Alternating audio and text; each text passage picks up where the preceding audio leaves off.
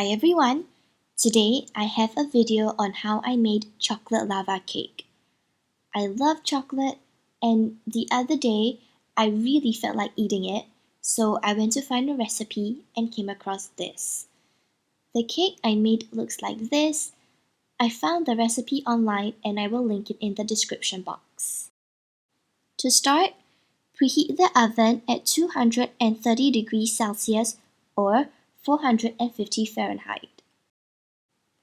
Preparation time is 15 minutes and cooking time is about 8 to 12 minutes. The cooking time may vary depending on if you bake the cake in these ramekins, the glass or ceramic bowls versus a cupcake tray. I will do both to show you. I melted my chocolate bar in the microwave oven. Something to note, it's easier and quicker to melt with chocolate chips as compared to a chocolate bar. It may also help if the chocolate has already been defrosted compared to melting it straight away from the fridge. For my ingredients, I made slight changes here and there compared to the actual recipe to add my personal touch. I used 3/4 cup of brown sugar, half a cup of sieved flour, 3/4 cup of chocolate, half a cup of unsalted butter, 1 teaspoon of vanilla essence, and 4 eggs. Mix the butter and chocolate together. I use my whisk to mix, and when you're done, the mixture should be really thick and creamy. Next, crack all 4 eggs and whisk them to incorporate air. Add in the sugar and the vanilla essence to the egg mixture. Continue stirring and mix them together. Next, add in the butter and the chocolate. Lastly, add in the flour.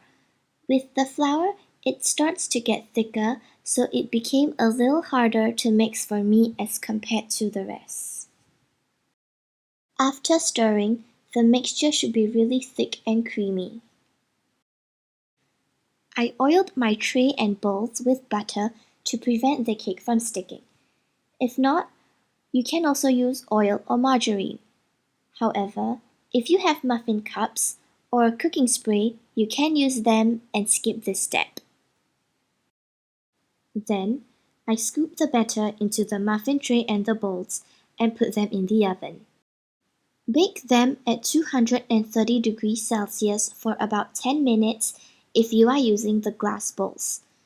If they are still uncooked, heat them for another 3 minutes.